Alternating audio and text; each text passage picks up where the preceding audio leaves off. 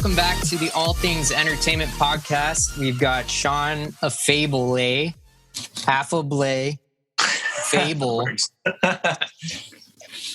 got Will Shaffner, and we'll have all their descriptions in the below. I'm Trevor Hirsch, and today we're going to talk about objective versus subjective. So first, I'm going to go ahead and define both of them real quick. Objective means expressing or dealing with facts or conditions as perceived without distortion by personal feelings, prejudices, or interpretations.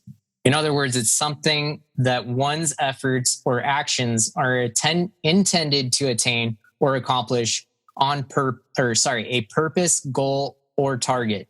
And another way you can think about that is reality. Reality is objective. It's a reality that everyone can experience, whereas subjective, existing in the mind is what subjective is. Belonging to the thinking subject rather than to the object of thought, belonging to, proceeding from, or relating to the mind of the thinking subject or individual, not the nature of the object being considered, relating to or emanating from a person's emotions, prejudices, etc.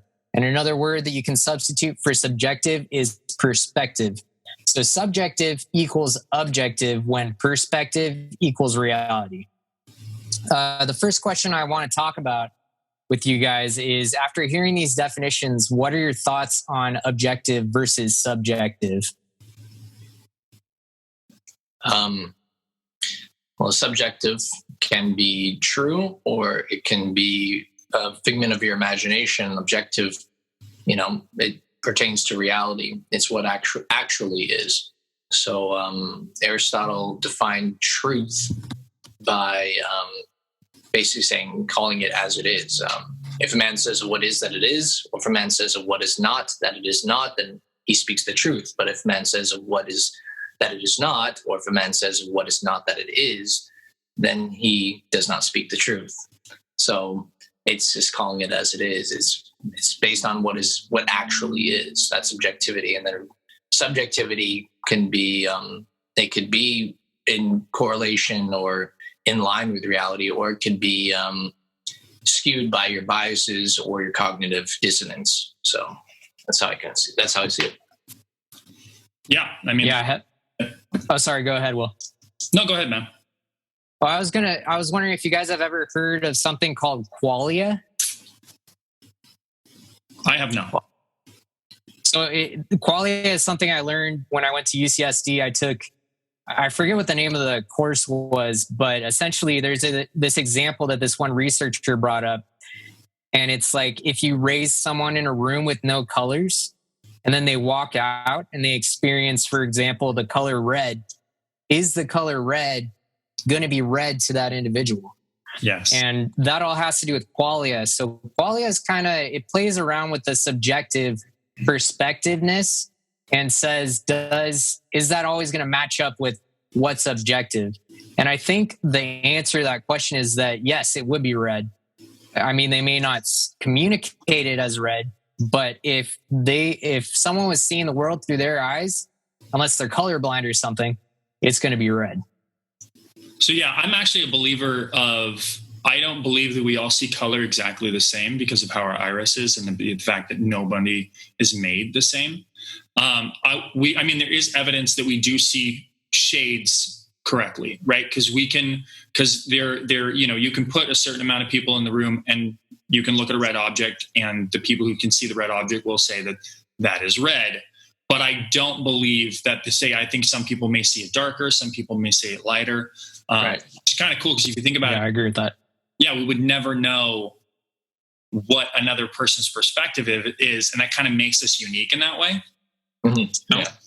But I was going to say, what's interesting is, it's so funny. I often play the devil's advocate. But what's funny about kind of subjective versus objective is the question is, what is reality, right? And the question is, how do we know what is reality? Right. And we don't. I've always said that even though that there are proofs that we have created, there's still always theory, because we can never prove anything if you break it down in its minute form, because we weren't the creator. We weren't, you know what I mean? Like, you can always ask questions and everything. So all you can do is use the evidence that you provided to then make that assumption, make that proof. You can, if there's overwhelming evidence on one side, then obviously that creates, and that's just scientific, the scientific method.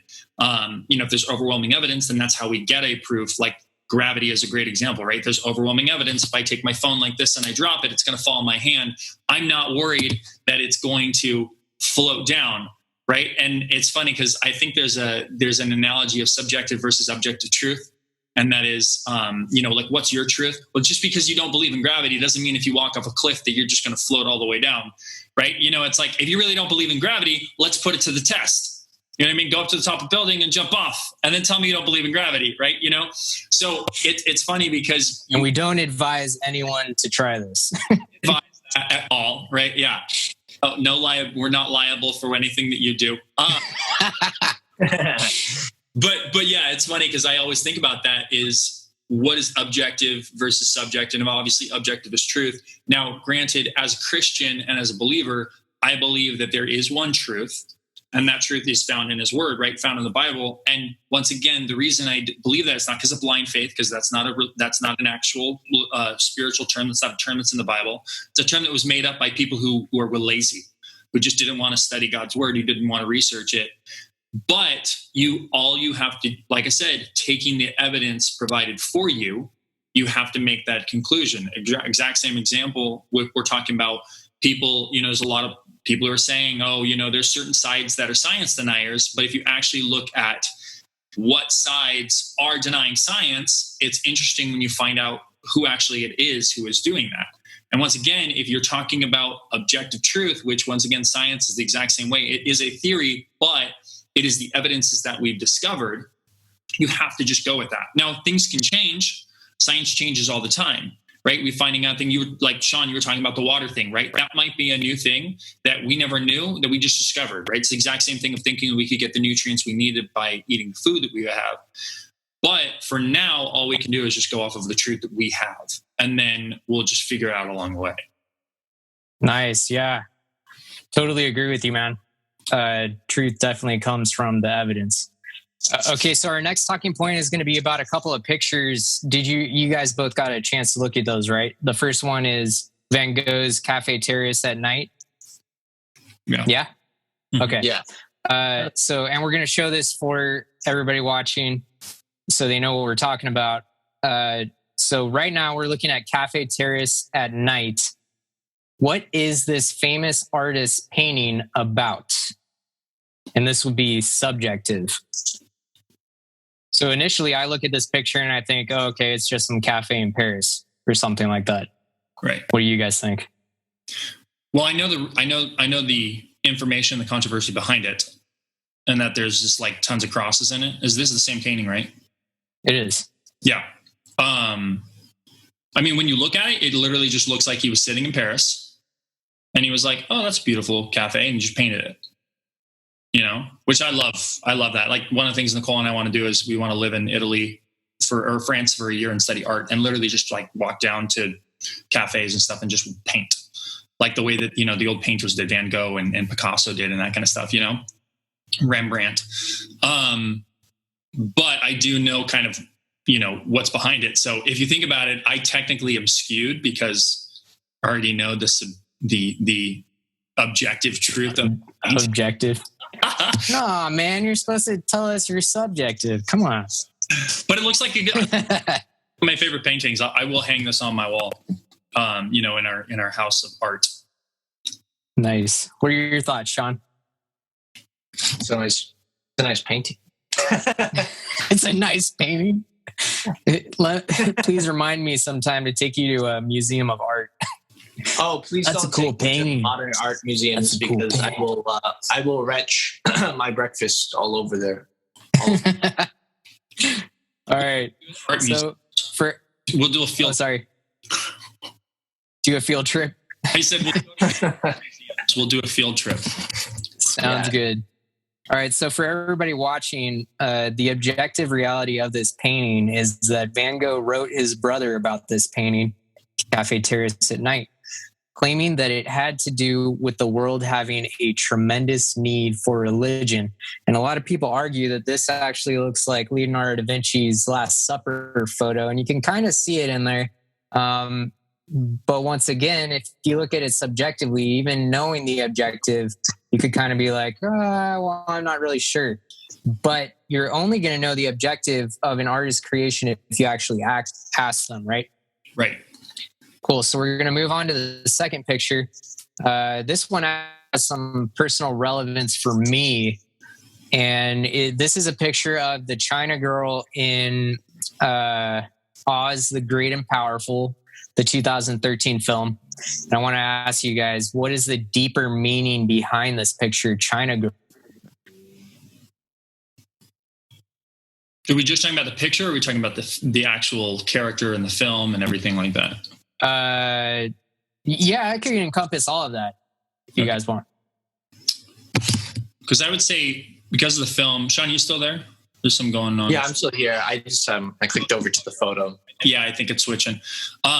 So, I mean, first off, this is a statement of our society and the fact that men always need women to save them. So first off, I'm offended. No, I'm totally joking to anybody who's watching. I was like, dang. I was confused there for a second. I'm breaking into it. You didn't know I'm a secret leftist.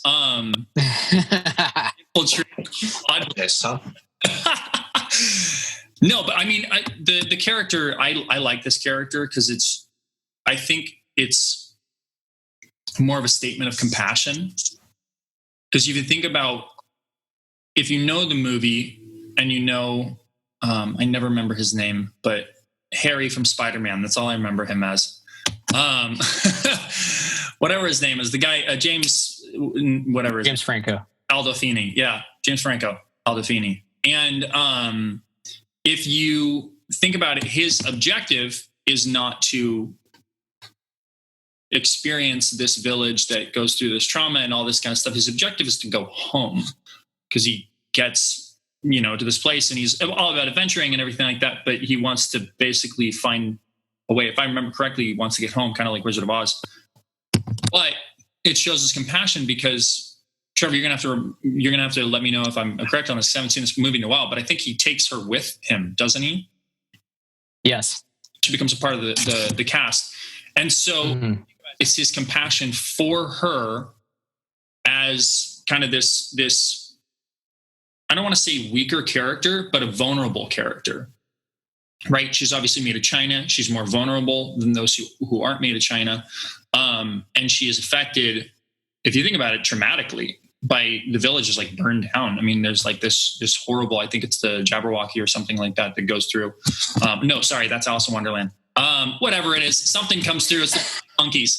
And yeah, they destroy the village and everything like that. So to me, it's more of a view of compassion, of taking care of those who are really the least of these, right? The more vulnerable, and being in a position where you have the ability to take care of them and allowing that. It's the exact same concept of, instead of, driving past the person who's got their emergency lights on the road, pulling up behind them and asking if they need help, right? They may tell you, no, I'm good, I called AAA. But they may tell you, my phone just ran out of batteries. I haven't been able to call AAA, right? These people are waiting for me, that kind of thing. And you have that opportunity to kind of have that compassion and help them. Nice. Sean, what are your thoughts? I remember the story from Peter Craves, or as not really a story, but an analogy. And I think it kind of pertains to it in maybe a obscure kind of way. But he gave an analogy of who do we appreciate more? We appreciate it.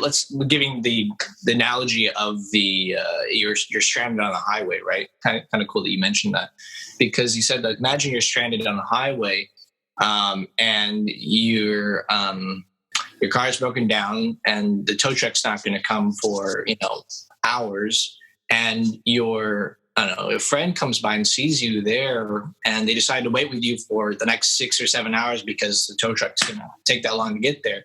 Who are you more grateful for? The tow truck in 6 or 7 hours, or your friend being there with you in your messy situation? And it's going to be the friend. It's going to be the person who sacrificed their time. And obviously they're not fixing the problem, but they're there with you. And I think that pertains to life. In life, it's sacrifice that is the highest, form of love. And so in that sense, it's profound. We don't necessarily want things from people. We just want their presence. And if you look at like the end of life, a lot of times we'll use this analogy that, we often ask, on someone's deathbed, is there anything I can do for you? And the funny thing is that it's kind of a silly question because we're already doing it. We're there, we're present. And that's what we want. I think deep down, profoundly in life, there's this loneliness within all of us. And what we want is the presence of somebody who actually loves and cares about us. Not the things we get from them, but just knowing that somebody actually loves us. And that's I think the profound thing that's underneath everything in life is that that's what we really want. We don't want a bunch of things. We want the presence of somebody who actually loves and cares about us, which is why in the grand scheme of things, we want to be known deeply and want to be accepted and loved.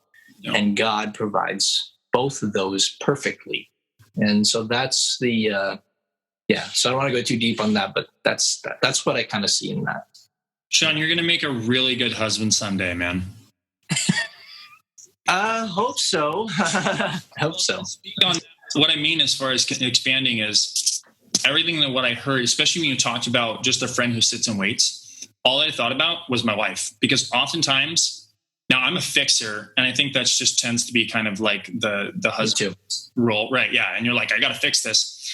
But oftentimes my wife will, and we've gotten to the point where she'll tell me, she'll sit down and she'll say, now I'm not looking for you to fix the problem. I just want to vent. I just want to talk to you.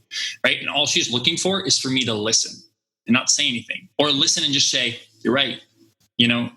That sucks, right? Sometimes, like she talks about, all I want for you to say is just, that sucks, and it's true. It's like the friend who sits and waits. Most of the time, we just want somebody to be empathetic and listen to our ply, I think is the word I'm looking for. But yeah, our situation. Well, customer service is a great example, right? I have a ton of experience with customer service, and what I've learned is that most people, they just want to know that you're listening, that somebody cares about their problem as much as they do, right? I tell people all the time when I'm training them, even if there's absolutely nothing that you can do, the best thing you can say to a customer is, let me see what I can do.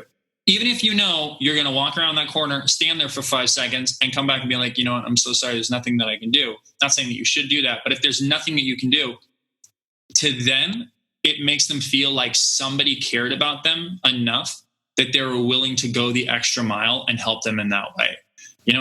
People, that's the best way to diffuse a situation is say, you're right. Not say you're right. Say, I understand where you're coming from.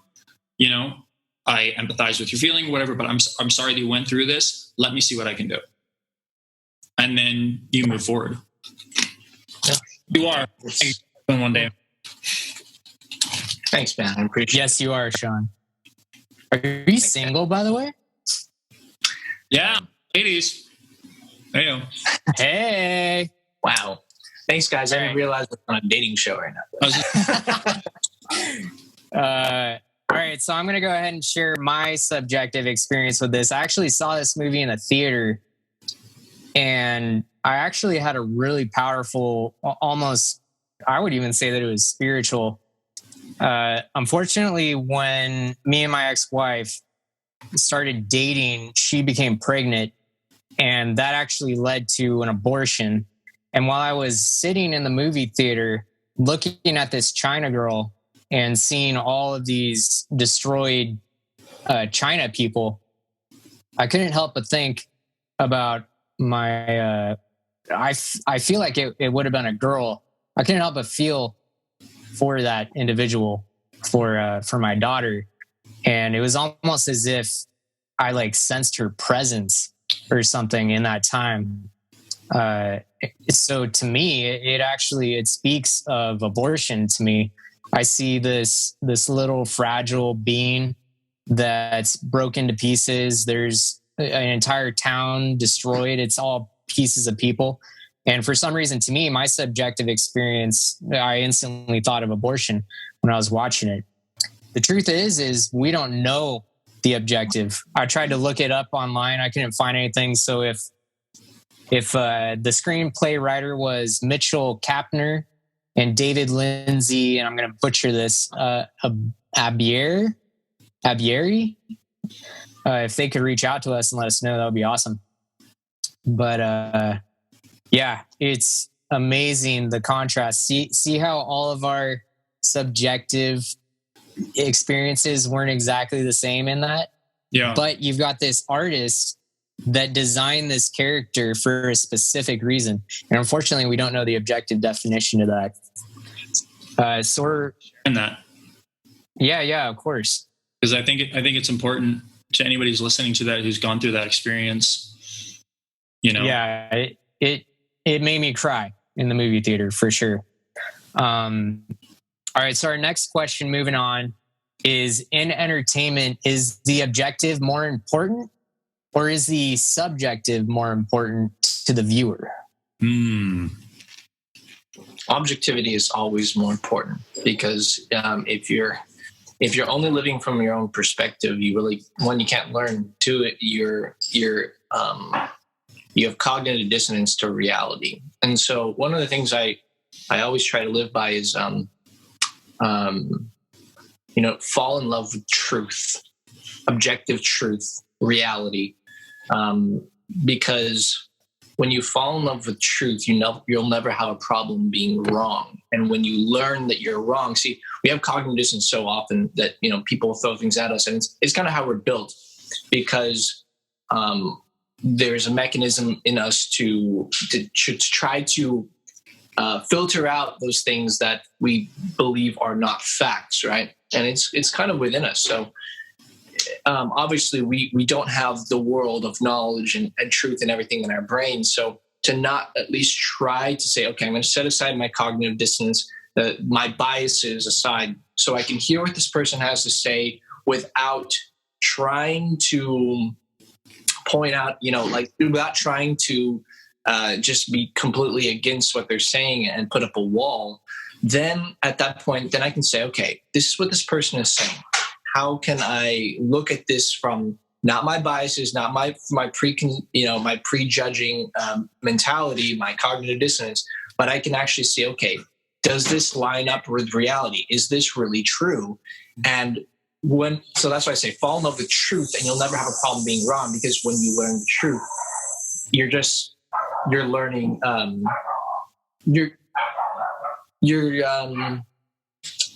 you're experiencing something that's real. I'm trying to think of a better way to put that, but I think that's how you learn. Whenever you learn something true, it's you're learning about more of what you really love, and that has to come first with learning, I think, for sure. Yeah, definitely. What are your thoughts, Will? Is objective more important in entertainment, or is subjective? Yeah, no, it's a good question.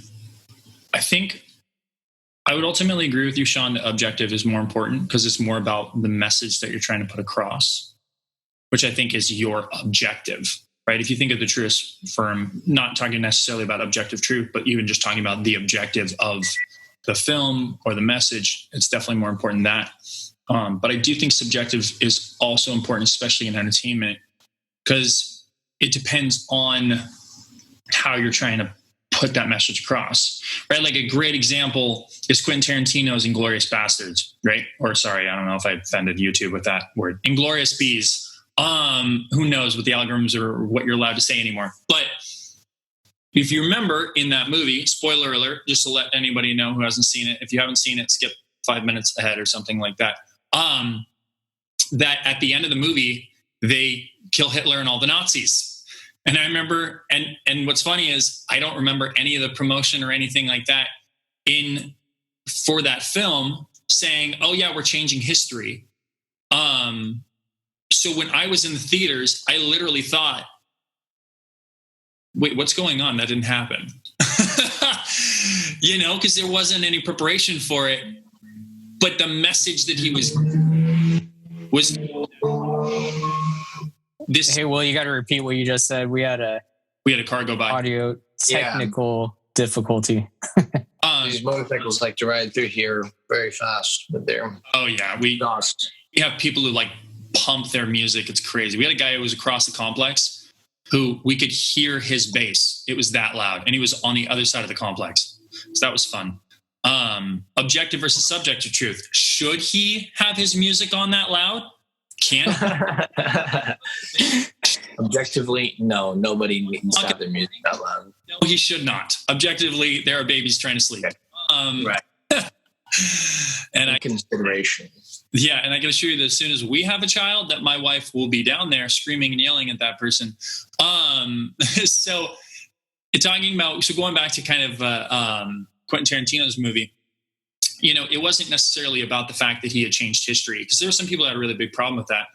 It was more about the fact that he was creating an alternative timeline of what would it have looked like if we won. Because that was an actual Inglourious, and that movie was, what, as far as I'm concerned, was kind of based loosely on actual events.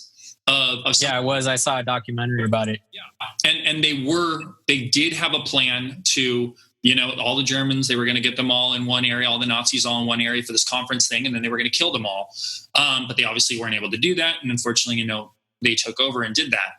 So the idea was, well, what would have happened if we did that? And Quentin Tarantino, as much as I am, and I'll just say it, I'm sorry if I offended people, I'm not a huge fan, because personally, I think he made his living making C and B movies, and he's better than that. But and he also thinks he's like God's gift to mankind. But anyways, that regardless, I actually really appreciated what he did, and he tends to do those things where he will kind of rewrite history solely for the purpose of entertainment. So I think, objectively, it's about putting the message across, but how you put the message across is kind of the subjective element of it. Now, you can do the adverse effect, where you can do like a documentary that is an objective truth, but you're pushing a message or pushing an ideology, or you're trying to promote a narrative that actually takes it out of context, right? The Bible's a good example. A lot of people will quote the Bible out of context.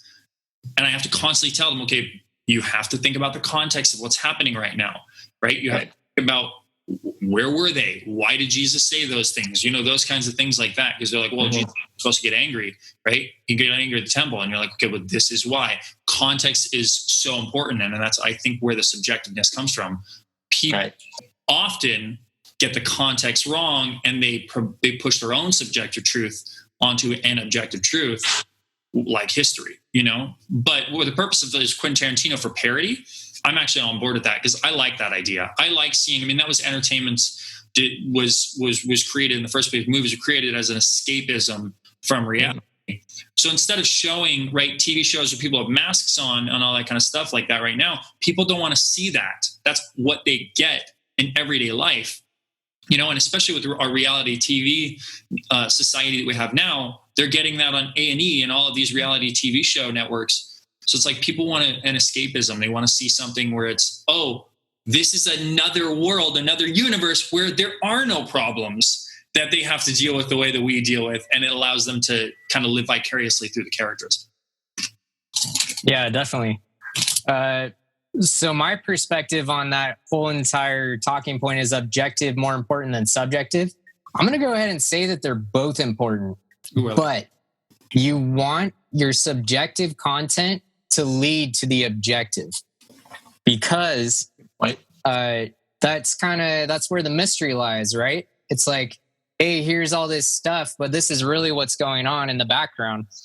And I think it makes for, when you make something subjective, it captures more people's attention, because then it's like a talking point and they're like, oh, what does that really mean? What is this? What's that?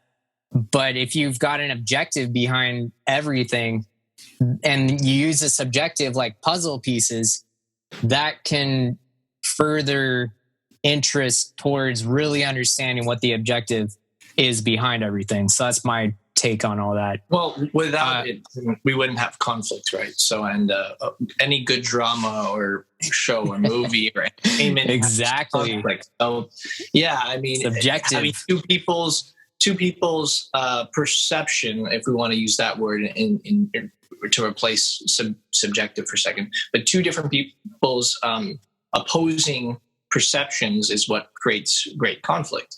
Mm-hmm. And so that's always very interesting, because if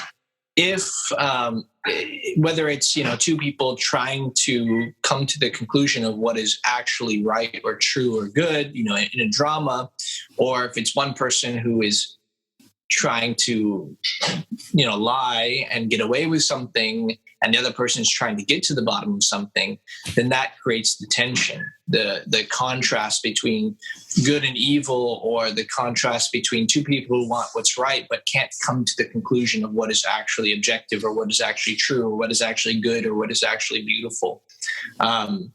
That's the kind of the beauty of the journey of life. And so, yeah, a film can't really survive without that. You're right.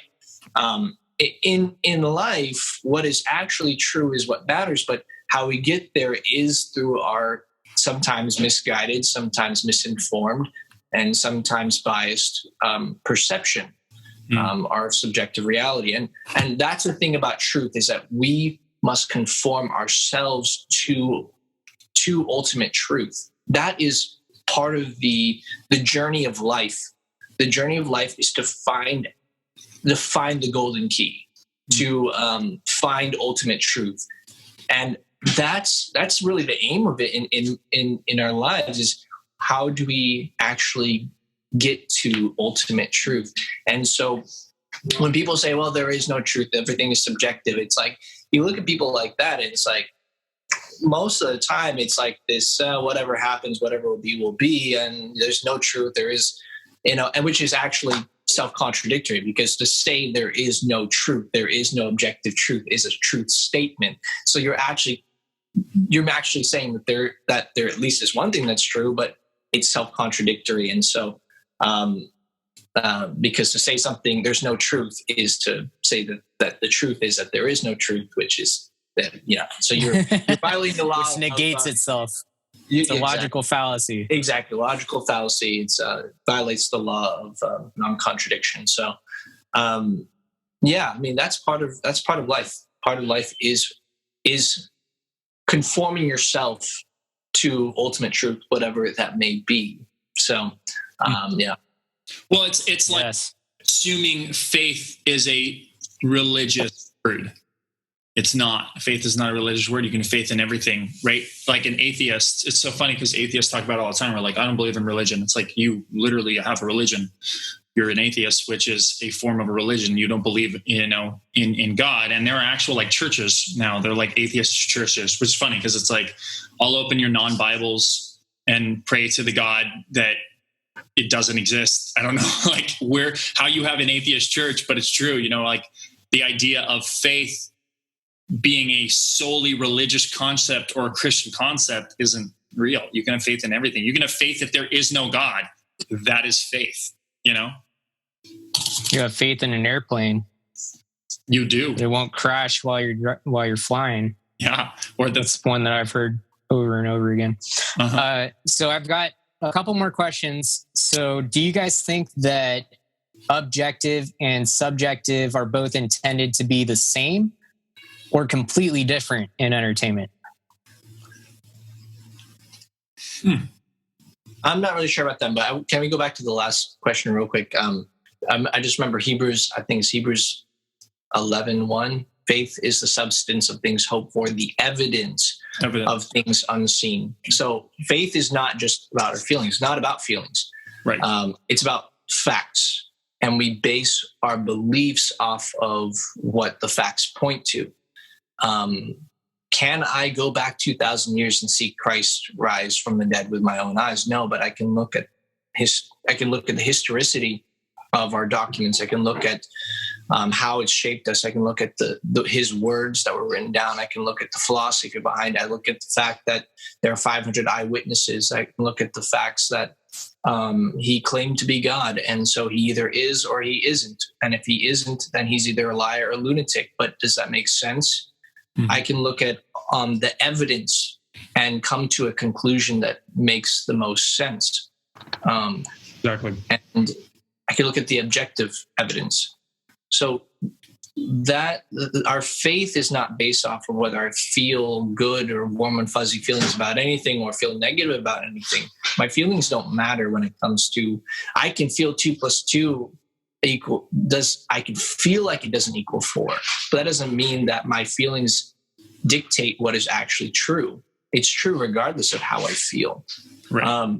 So our beliefs have to be conformed to reality regardless of how I feel. Watchman Nee had this analogy that fact, faith, and feeling are 3 men walking on a wall.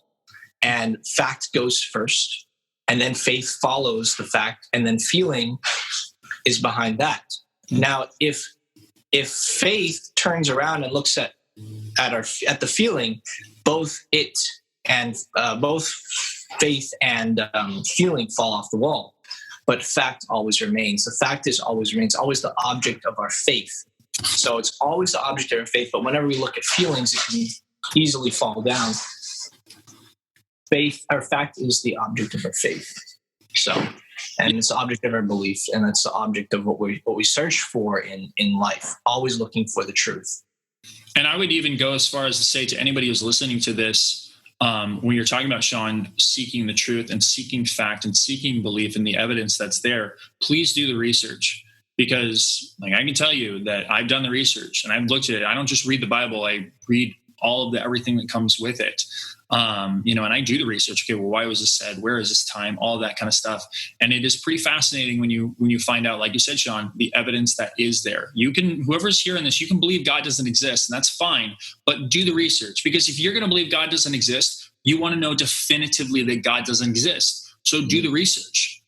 So come to that conclusion. Because I'll tell you that, and you can come to whatever conclusion, but I will tell you that other people have done that. They've studied the word, and they found out there actually is way more evidence of God's existence, that Jesus was the Son of God, that he did die for your sins. And the fact that you find that truth is going to be so much better, because you will find out that Jesus is the way to get to heaven. Right. I challenge anyone, try to prove it wrong. Yes. And many people have done that. There's a book called Cold Case Christianity. There's The Case for Christ by Lee Strobel.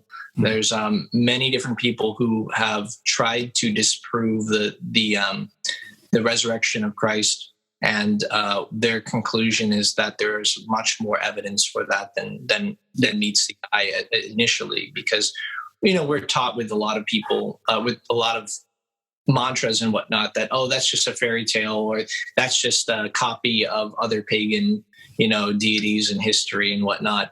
But the problem is that you run into is that there's historical documents. There are people who corroborate what actually happened, 2,000 years ago, not just from the Bible, but you have Pliny the Younger, you have Tacitus, you have Josephus, these Roman historians, Roman and Jewish historians who denied Christ and were not Christians, who corroborated the fact that Christ was real man. Jesus lived 2,000 years ago from Nazareth, and that their people claimed that he rose from the dead. So now we just have to see whether or not the facts actually line up. So there's probably plenty of really good books out there. But wait, isn't this all just cognitive dissonance? Aren't you guys just looking at the world through your own lens?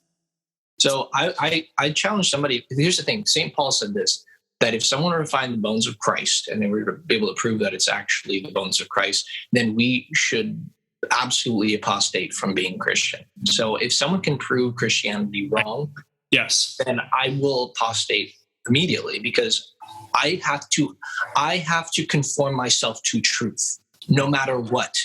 Seek the truth no matter what. And even Christ says that, seek and you shall find.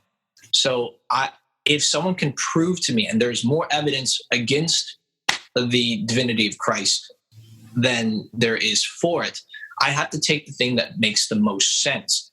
And so I have to conform myself to truth always, regardless of how I feel about it. Truth has to be number one.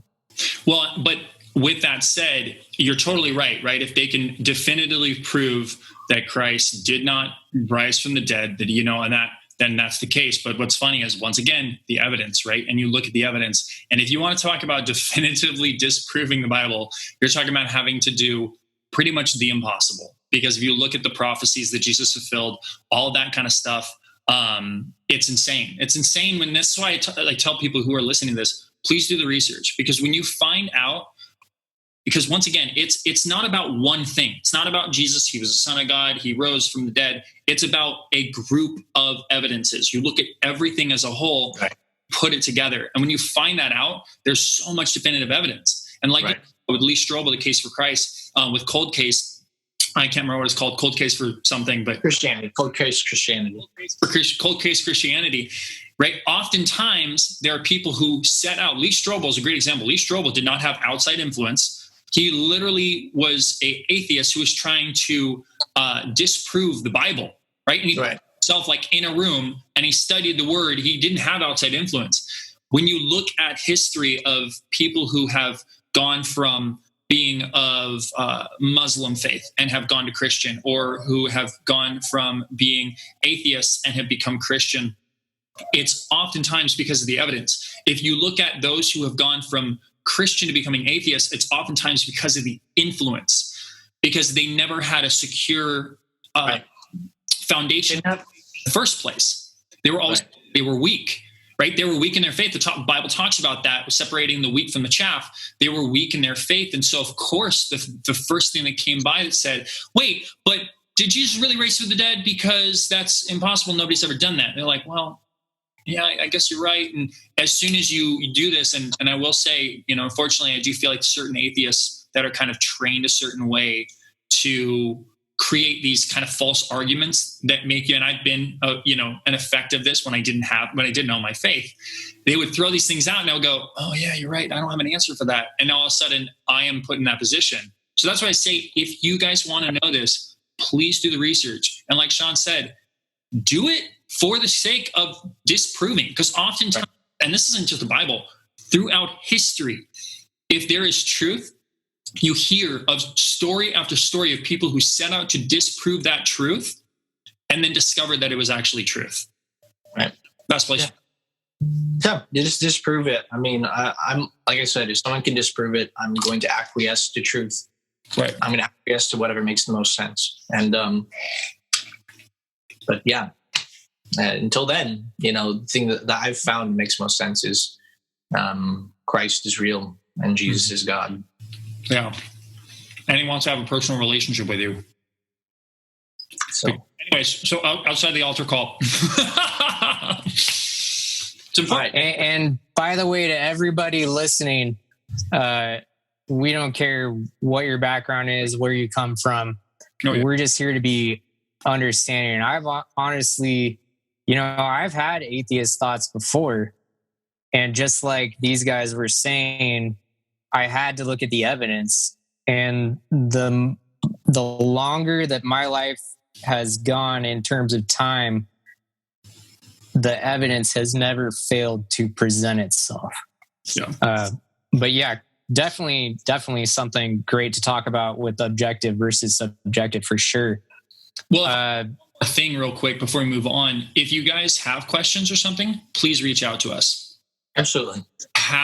We're happy to go over that, right? We'll get on like LinkedIn or something, like a message board or something like that, where we can talk personally. I mean, I'm even fine with meeting some of you people in person, because if we can help you reach the truth based on what we discovered, then that is way more important, I think, for me. So, yeah, for sure. All right. So last question. Does the battle between objective and subjective even matter in entertainment?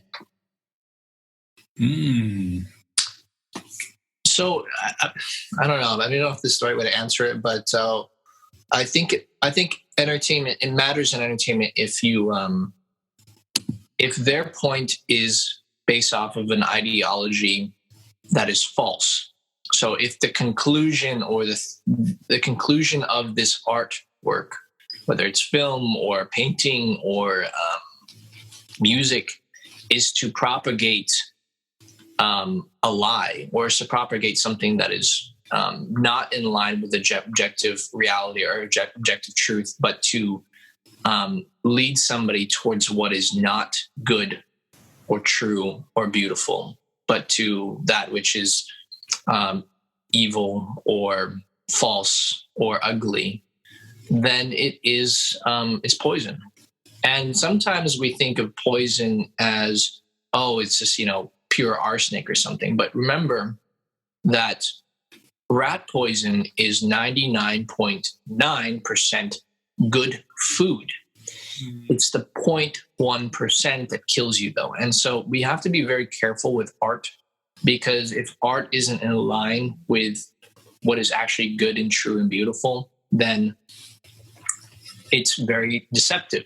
It's very deceptive, like rat poison. And certain ideologies or ways of thinking can seep in and cause harm to your ability to see what is true, because we're attracted by something that may be good, but also poisonous. So it's very important with art that I think that we have unfortunately, a lot of corruption and people trying to push the boundaries and people not speaking what is really true to reality. And, I gave this analogy when we talked last time, I think, that if you look at some of these shows out there, they're really funny. They're really funny shows, take Friends, for instance, but they downplay interpersonal relationships as though they're not impactful on our lives. It's just, it's all just funny. When really there's a lot of use, people using people as opposed to loving them. And I love this quote: people were made to be loved and things were made to be used. The reason the world is in chaos is that we're doing the opposite. Things are being loved and people are being used. And so when you have shows that depict using people as just, that's just funny, or these really impactful, meaningful relationships in your life, that doesn't really matter. There's no real harm. Everybody's just having fun. Well, what you're going to do is you're going to deceive a society that these things that truly do matter to your soul, to your psyche, to your emotions, have no real impact. And that is harmful, because it's like, if you have a fire on the stove, what do you tell your child? Do not touch the fire. Don't go near the fire, because why? You will get burned. Yeah. And so when they downplay things like relationships or intimacy is no big deal, it's just fun, that there's no attachments, what you're doing is you're saying, no, it's no big deal. Fire, no, you're not going to get burned. You're going to be fine. And it's the same lie that we see back in Genesis. Oh, no, you're not going to surely die when you eat the fruit. And whether you see that as literal or analogous, the truth is that there are things in this world that matter. And if you have artwork that depicts them as not being no big deal, then you're basically saying, go ahead, no, eat the rat poison, you'll be fine. Look, it's 99.9% good food. Oh, that 1%, the 0.1% is fine, And that's essentially what modern art and movies and TV and stuff has done. It's lied to us, and it's been a lot of rat poison. Now, there's a lot of good shows and stuff out there, and I think they're doing a good job, but I see a trend, and it's not going in the right direction. Well, I think that's what separated How I Met Your Mother from Friends, right? Because How I Met Your Mother dealt with emotion. Like, Friends would do that every now and then, where they would have an emotional or a serious topic, but yeah. Her mother really dealt with that. They dealt with losing the loss of a father figure, right? When Marshall lost his father, that was, I don't know if you're aware of how they shot that. I don't know if you've ever seen that. If you haven't, you should watch it. When he finds news, okay, so when he finds out the news of that, I can't remember who's the actor who plays him. I can never remember his name. I forget now. But yeah, watch in How I Met Your Mother. Yeah. Have you seen that episode, Trevor, where he finds out that his father died? I honestly have not watched that show. Sorry. Even if you watch it, I'm still not giving away a spoiler, because you don't see it coming. It happens out of nowhere. And you won't know what episode it does unless you look it up. But what's amazing is the way that they shot that, they didn't tell that actor. Neil Patrick Harris. Neil Patrick Harris is Barney. But Oh, sorry. Marty, Ted, and Marshall, and I forget Robin and yeah, get them now. Pamela Fryman, Rob Greenberg, Michael J. Shea. no, none of those. Oh, those are the people that directed it. Sorry. Marshall it would be the name. It's the guy. Marshall is Jason Segal or Siegel. Yeah, Jason Siegel, yeah, he was in some other movies. You forget. Sarah Marshall. He was in I Love You Man, which is a great movie. If you've never seen that, that's one of my favorites. Yeah. Paul Rudd is one of my favorite comedians. I love him. Anyways, so when they shot that scene, they did not tell Jason Segel that was what was going to happen. When Allison Haney is the girl who plays his wife, I can't remember her name right now. Right. And I'm sure you guys are going to DM me in the comments and stuff like that. You're going to don't at me, right? That's what people say on YouTube. I just made myself sound old. Shane. Sorry, bro. No shame. I know, right? Comment, like, and post. I'm such a boomer. Going back to that, they didn't tell him that was going to happen. So his reaction was completely true. He was feeling that emotion of his father dying. Now, granted, obviously his father didn't die, but he was already in that character and he was expecting something else. So when she told him that was real emotion that came from there. And I think that's the important thing. And like you were saying, Sean, I agree with you. I think it is important because if you think about it too, entertainment is also what shapes our culture. So if we start perpetuating something that isn't true, then our culture starts believing that. And we no longer have truth. And we're already seeing that as a great example with a lot of people who are denying truth. A great example, right? A lot of people are saying, oh, it's a fetus. It's not real. Even though embryonic says that life begins at conception. If you look at the actual evidence and everything like that for those kind of things, those are great examples that our culture is now shaping, or our entertainment is now shaping our culture. And Hollywood is a great example of that because people listen to celebrities, because you have the Kardashians, because we are so reality TV focused that we take all of our ideas and our thoughts from, BuzzFeed and Vogue versus actually doing those research and making those decisions ourselves, and Facebook, right? That we've now had a culture that's shaped against truth. Yeah. Why it is important. It's important to have truth and objectivity in entertainment and film. And I feel like that's the one place, because TV has kind of fallen away from that. Real life has fallen away from that with celebrities and what they believe. But I do feel like there is still an element of objectivity that is in film, where people are still telling true stories, that they're not completely just making up false narratives not for the purpose of parody, right? When you start making an actual propaganda, which is propaganda, right? Like a great example is like the films that China puts, and the fact that they, block certain things because like Mulan, they blocked Mulan because, it didn't show Chinese culture correctly. Or there was another one, I can't remember, maybe it wasn't Mulan, but there was something where the person who was the villain who was Chinese, and they would not allow that film to be shown, right? When you do that, you're creating propaganda, which is, there's nothing wrong here, look away. And if you stop producing truth and entertainment in film, which is, like I said, I still feel like there is still an element of that's there, then you lose all concept of reality and truth at all. And then once again, it's just about what's your truth, which we really go into. And some people are like, oh, the slippery slope method, but it's true. When you start saying, what is your truth? Then all of a sudden it becomes okay to kill people because, well, it's your truth, right? And there's a lot of things that we start excusing because it's just somebody else's truth. It's somebody else's ideology. Right. But it's art. We're talking about art, not science. Right. Science is like that, not art. Right. Well, or should it be? No, but that's the point I'm making is that that's why art needs to have element of objective truth, because it does shape a culture. Oh yeah, absolutely. Yeah. If art loses its objectivity, then you're talking about, instead of something that brings people together, it's just going to leave them disconnected. Right.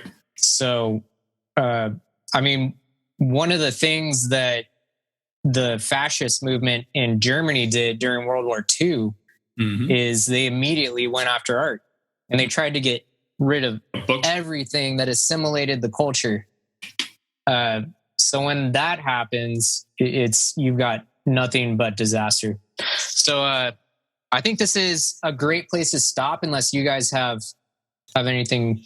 Away for a little bit. So I guess while we wait for Sean, I could say one thing. You were talking about like Germans and burning books. It just makes me think of the Indiana Jones scene. I love that scene where but it's funny because it's true. They're throwing books in the fire, right? And he walks up and he's got his holy grail of, where to find the grail, all of these things. And Hitler looks at him, takes the book, and then signs it. Yeah. Great moment. But it is true, because we're starting to do that. You look at Dr. Seuss, right? We're starting to do, and that's why I really respect, I don't know if you knew this, but New York Library came out and said they would not remove Dr. Seuss because they didn't believe in removing history. And it's important that we keep that we remember those things, right? Mein Kampf is still a book. Mein Kampf is still a book that's being sold, right? Now, granted, if you buy it, you're put on the no-fly list or whatever, the watch list, for states, or the CIA will always have, FBI will always have some sort of on you, but it's still being sold. And the reason is people need to know that those ideas are not good. Then they're not good ideas. Now, some people, unfortunately, will take those ideas and think that they're good. And that's just, unfortunately, that's just a casualty of war, or casualty of that. But if you remove those ideas, then we talk about all the time, history repeats itself, right? This whole idea of statues removing, I agree that I don't think that we should be glorifying these people, because these people did. Absolutely. But I love, somebody came up with the idea. Well, first of all, I think it was National Geographic or somebody actually did an expose where they took pictures.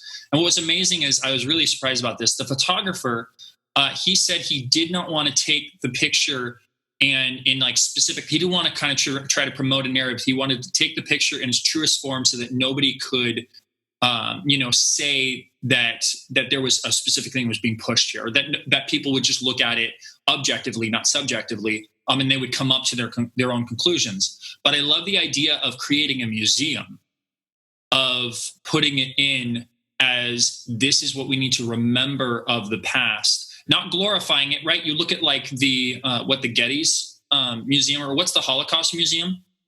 It doesn't glorify the Holocaust, but it's there to remind us of what. I was just about to say that. Right. If you get rid of all that content, if you get rid of all, what is actually negative, but it still is objective. It's something objective. And once, a certain generation loses that objective truth about the fact that was something that was evil and wrong, then you have more opportunities for something similar to present itself in a different form. It may not necessarily be exactly the same, but then it's like you're getting rid of the lesson. You're getting rid of real hard evidence to say, never do this. Right. Well, Morgan brought a really good point when he said in an interview, I can't remember who it was in an interview with, but he said, how do we get rid of racism? Morgan Freeman said, stop talking about it. Right. Morgan Freeman's the man. Morgan Freeman is the man. I'm Morgan Freeman. But it's true, but it's not, right? It's not true. You don't want to completely stop talking about it, because then once again, you have removed history and you stop people from knowing about it. But stop glorifying it in the media. It's like, great example is what just happened in what was it, Atlanta, right? There are more, I think the reason we have more shootouts and more shooters and everything like that is because every time it comes out, we put it on the media, we put it on the news. I was thinking about this yesterday. These things should not be things that we'd be putting on. We don't need to know this. It doesn't affect our lives in any way that we know that there was another shooting in Atlanta. And you may want to say you could put it in the local place, but the idea of making it national television or international news is not a good thing, because it's now, I think the reason we have more shooters more than ever and everything is because that's all we push now on the media. All we do is push every time there's a shooting or something like that, we throw it out there. But I personally believe that this isn't something that we need to know. It doesn't affect our lives in any other way other than maybe knowing that it's not good. But once again, that's the problem, is that because we've glorified these people, because all we do is push them out there. And that's why there's a lot of people, I don't know if you've seen this, but there's a lot of people on YouTube and stuff like that. They're like, I won't say his name because I don't want him to have a following. Because the problem is, somebody said the best thing that he could have done, and this is not my thing that he said, but this is somebody on YouTube said, the best thing he could have done was off himself before he did it, or off himself after he did it. And the reason is because now he go to prison, yes, and he's going to prison for life, but now he has a following. And now there are people who are going to glorify him and who are going to, or just the news media is going to show him all over the place and everything, and now he becomes a celebrity. And the problem is, when people do atrocities like that, we don't need to make them celebrities. We can say it happened, but the idea of putting their face up and everything like that, we've made them into icons now, and it's not good. That's an interesting point. Yeah, I'm not really sure. I think that I get that point. I also get the point that regardless of if someone does something bad, I don't think any normal person like you or Trevor or myself is going to be like, oh, wow, I'm going to do the same thing. I'm going to go shoot up somebody, or something. I think that there's a fundamental problem, and you have to admit and I'm not saying that it exists. I'm not saying that we've seen more as far as it's happening more. I believe this stuff was happening before, but you have to admit, though, we have seen it more often, where it's like you're just waiting for the next shooter to come out, kind of a thing, right? I think there's too many variables. I mean, yeah, I think that definitely what you're talking about does play a role in all that, but there's a lot of other variables. I agree with the increase of stress. Yeah. I agree. We shouldn't glorify it, and I also agree that what we should do is be glorifying good things and putting that into culture as much more. Yeah. I think we should be spending time. I like, as scripture says, whatever is good and true and beautiful, think on these things. Yes. So I think you're right that if anything, we need to be spending much more time talking about what is true, what is good, what is beautiful, and objectively, more than talking about the negative, because we're learning about what we value as opposed to, just getting our stress levels up and anger and frustration. And we're inspiring people what actually to do. And when we do that, it's like we can complain about the smog all day, I'm trying to think of a good analogy. It's like, no, it's complain that it's raining, right? Oh, it's constantly raining. Or I can just grab an umbrella and solve the problem that way. And I think also with society, it's like, we can say, oh, look at all the shootings and all the problems and everything else. But we can also just, instead of saying all the bad things, we can say, look at what this person's doing. Look how to actually get your life on track. This is how to actually improve yourself. So you can spend your time, like 2 hours of your time watching the news and being angry, or you can spend 2 hours of your time figuring out how to impact the next generation or make your life better or make someone else's life better. And that's going to do a way more, an infinitely more, it's going to do way more than just watching something that's negative or taking that in. So I think if we all focused on that, we would it would be better. So I agree with a lot of what you're saying. At least focus on the good. Yeah, no, I agree with you. Yeah. Look at the success of Some Good News. It's a great example, right? How quickly that blew up. Now, granted, John Krasinski is probably one of the greatest human beings on earth. Let's be honest. That guy's pretty awesome. But a great example is people were so tired. I mean, it came off right on quarantine. It was like right at the start of quarantine. People were pissed off. They had a hard time. Their life was miserable. All they saw was negativity about the coronavirus and all this. John Krasinski created Some Good News, which is only good news. And it blew up. It blew up so much to the point that Oprah was on it, right? It blew up so much to the point that a huge studio bought it. Apparently, they're still doing it. I didn't know anything about that, but it took off because people, good news. As much as we gravitate towards negativity, because we do, it's easier to be negative than it is to be positive. which is illogical if you think about it, because there's more positives than in the world than there are negatives. But yeah, for sure, gravitate towards that. However, people want to feel good. Even though they want to feel bad, they really want to feel good.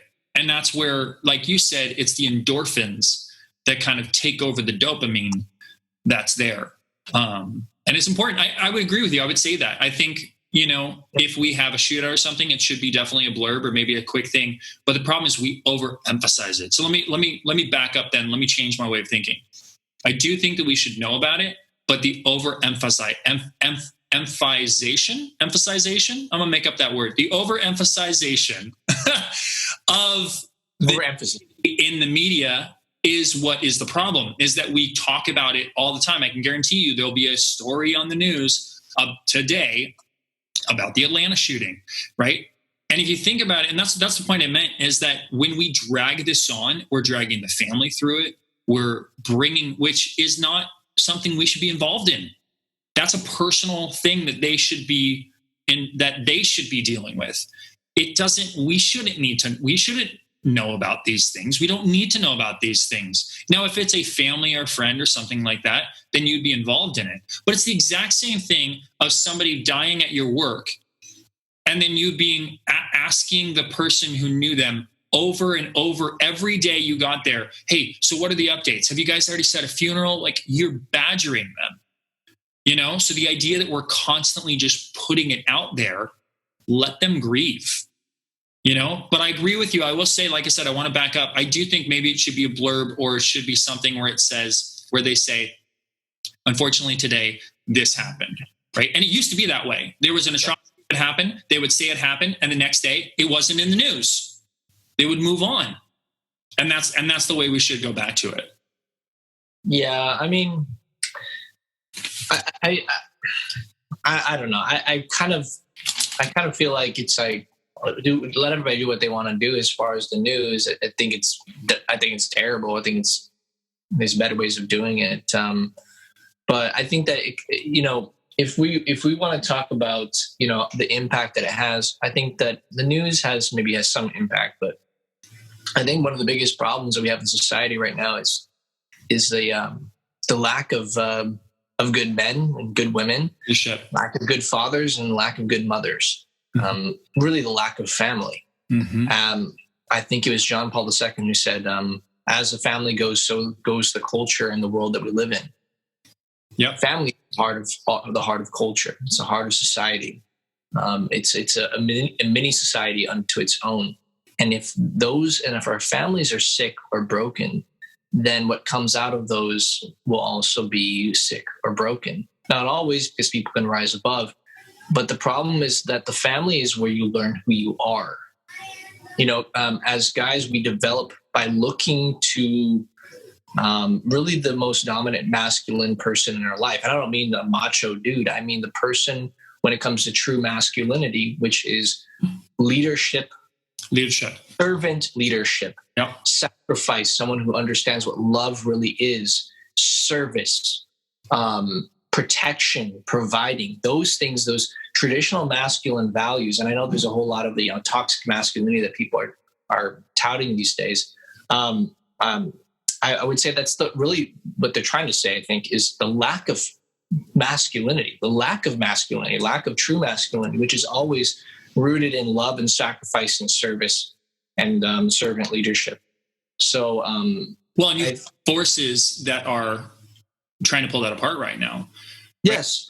Yeah, they're trying to disrupt, some certain groups are trying to disrupt the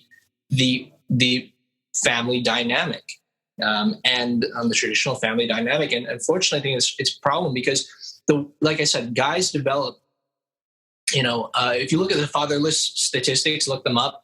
Right. I mean, guys who grew up without a father are, multiple times more likely to be criminals, multiple times more likely to be violent, multiple times more likely to do things that are nefarious. And because if we don't have a good figure to look to see this is how I'm supposed to live, if dad isn't around, then what happens? You look to somebody that you can look to. And as guys develop, if dad is being a good man, he's treating mom right, he's providing, he's, gentle, but he's also firm in teaching things that matter, the values that matter in life, and being respectful and everything else under the sun that are good for men to learn, then you're going to look to somebody that you can follow to figure out who you're supposed to be. But as we develop, what do we normally naturally want to do? We want to, we have this natural inclination to, in a way, start our own families. So how do we do that? Well, if the biggest celebrities or people that we look to on the dominance hierarchy and dominance chain are, whether it's gangster rap culture or whatever, or celebrity culture, then what is your instant thought? Well, I got to be like this so that I can have a life where I'm also getting the things that I want, which is finding a woman or whatever. Well, this guy has a lot of women around him. Well, then I want to be like that too. And so you have this skewed sense of masculinity, which is you trying to define yourself like these other people so that you can also, it's a natural inclination to want to be good at something, to want to rise up so that you can have the things that you naturally desire. And those aren't wrong, but going about it those certain ways are wrong. And so it sends a false message to us because you look to the people who are successful. And if the people who are successful in your life are, rappers or gangsters or, these horrible celebrities, you're going to have a very skewed sense of what masculinity really is. So it's really the lack of fathers and fatherhood that is corrupting our men because they don't know how to actually love, how to give of themselves, how to sacrifice, how to find true fulfillment. They think it's the getting, instead of realizing that you're not fulfilled by what you get, but you're fulfilled by how you can offer yourself and love and care about somebody else. That is where you're truly fulfilled. What's that? Well, I'm so glad that you brought that up because I was literally just going to bring up those statistics. Yeah. Successful, people versus the criminals. And yeah, it was a father figure. And right now you have a society that is telling young men that who you are, you're not allowed to be. Those things you want to have a truck, you want to be in the dirt and stuff. You're not allowed to be that because that's not okay anymore. That's toxic masculinity. And what's funny is, like you said, you have these young men who are now looking to, well, who can I be? And they're looking to the man or the men figures in their life, which are the rappers, which are the celebrities, which are, and I'll just say it, horrible people, right? Rappers out there are not good people. 6ix9ine is not a good person. That is a womanizing, abusive, horrible person, right? Right. You have these kids who are now looking at these father figures because they don't have fathers, or even those who do have fathers, their dads are either off working or whatever, or even they're not. They're just acclimating into society and they're not allowed to be who they are anymore. So now looking to these father figures to go, what can I be? And now we're creating actual toxic masculinity. We're creating womanizers because that's all the rap industry talks about. Yeah, people, The Weeknd's latest album, you should really look this up. It's crazy. There is a song in The Weeknd's album that is about date rape. He talks about how you were unconscious, but it's okay. Our friends had our way with you. And this is what kids are listening to. It's insane. Yeah, it's unbelievable. You talk about cancel culture. Why can't they cancel some of these unbelievably disgusting, ideologies that are being touted through art? And again, that's the thing about art is you put it to a good beat and that sticks in your head. And then people are like, well, no one's actually going to do that. But we see that happening. It does happen. Obviously, there's many statistics. So the thing is when it comes to guys, we develop by looking to dominant masculine figures. And which is why boys notoriously love superheroes. Why? Because they're strong, they're doing things that are important, they're saving the world. And there's something inside of us men that actually want to do that. We want to protect, we want to love, we want to give of ourselves, we want to do something heroic. There is a good inside of us that wants to do that. The problem is that we get it at a certain age and we realize we can't be superheroes. We understand, okay, I don't have superpowers. So what am I going to do? Well, I got to do something. I got to do, because I want to have purpose. Well, I want to have, a life, and I want to be successful. I want to have, a woman. We all just naturally, men desire that. So if you start saying, well, what can I do? And then you have this culture. It's like, well, I could be, A, B, or C. oh, this guy gets a lot of attention. Well, I want to be that. I want to drive a nice car. I want to have that, that watch or whatever. I want to have these girls coming after me, whatever it may be. Then you're going to gravitate to these things because those are the things touted and propagated and propaganda, in our culture and in our media, on TV and stuff. So that's going to be the issue, is that you're going to gravitate towards those things because it's that rat poison. It's the 99.9% good food and the 1% poison. But I'm sure in that culture, it's probably a little bit heavier on the poison. Yes. But the thing is too, so you have guys gravitating towards horrible figures, toxic figures. And then you have girls who, unfortunately, if you grow up without a dad, what happens? Guys look to dad to see how to love. And if they don't have that, they get confused. They either go super aggressive or they go super passive. It's a spectrum. And then girls, what happens with girls? If you don't have dad in your life, you're not going to know. Girls look to dad to see how to be loved. So you're not going to know the type of guys to actually look for, and you're going to go from bad relationship to bad relationship to bad relationship because you don't know, you haven't experienced what a good masculine figure is. And now it's not always across the board 100%. Everybody can rise above those things, and everybody can fall. Even if you have a good family upbringing, you can fall into bad habits or bad ways of living. But just statistically speaking, the lack of fathers and fatherhood in families and broken families, you can see that overwhelmingly it plays a massive impact on how someone develops. And so we really got to get back to really showing why family is so important to society. And like I said, I think it was Pope John Paul II who said that as the family goes, so goes the culture and the world that we live in. It's so important. Fathers are important. Mothers are important. Sure. They give the picture of how you are supposed to be. Kids develop the best with, across the board statistically with a 2-parent home, a mother and a father. It's the healthiest and happiest. Obviously not perfect. Obviously there's bad situations even with the nuclear family. But above and beyond, far and beyond, John, it's a bad situation. You're going to be a good dad too, man. You some of the concepts you already have, man, are stuff that people like actual dads don't know. And I would encourage, if there are any fathers that are listening to this, take your daughters out on dates. Yeah. My favorite things I hear about a father that does that is take your daughter out on a date and show her how she should be treated respectfully. Because what's amazing is if you're afraid of your daughter finding a bad man, go take her out on dates. Because I'll tell you, if you teach her what man to look for, a man who's going to open the door for her, a man who's going to wait for her, a man who's going to basically treat her like a princess, she's going to look for that man. She's not going to be looking for these crazy rappers or these stupid idiots that, treat her like crap. She's going to be looking for that man. So take your daughter on dates. Careful not to spoil her, though. That's the thing. I see some people take it too far in the other direction. There obviously is time and place to spoil, but everything has to have balance, And so I understand, go ahead. Were you going to say something?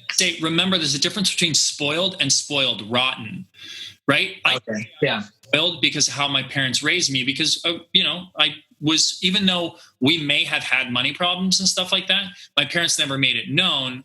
And we were spoiled as far as having a good life. But spoiled rotten is to the point where you're not teaching actual values in it. It's just giving you everything, So that's what I was going to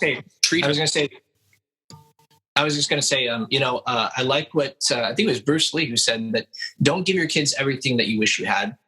Teach them everything that you wish you had known. Yeah. Trevor, cool, guys. What's that? Sorry, go ahead. I said, Trevor, sorry, I thought you were with what your thoughts are, because I know we've been talking a lot, but I want to hear what your thoughts are. Especially you as a father. You're a great example, right? We just jumped into father. Like, you're an actual father. What do you think? Here's my thoughts on everything that you guys just talked about. And if the people watching really want to know objective versus subjective, just listen to this conversation. Because what are we all doing? We're looking for objectively what's right to do or what's best for us to do. And I think I think the best objective reality is when not only is what you're doing, what's best for you, but it's also best for everybody else involved. Yeah. And yeah, I think our culture, it has been going in the wrong direction for a really long time because what you guys are saying, family is so important. And I think I'm just going to wrap us up with this. We want everybody who's listening to be a part of our family. We love you guys. And we want you to hear about our failures and mistakes and our search for objective truth and why we're talking about all this. I mean, we could say this is about entertainment, which it is partially, but we'd rather love our fan base. We'd rather reach out to the people that are hurting, because I think everyone who's listening probably has tons of different subjective definitions for everything that we're doing. But here's objectively what we're doing. We want to bring people into our family, and we want to love on you guys, and we want to understand you, and we want to make you feel listened to and cared for. So I'm going to go ahead and stop us with that right there. That was subjective versus objective, or vice versa. Cool. All right. Cool.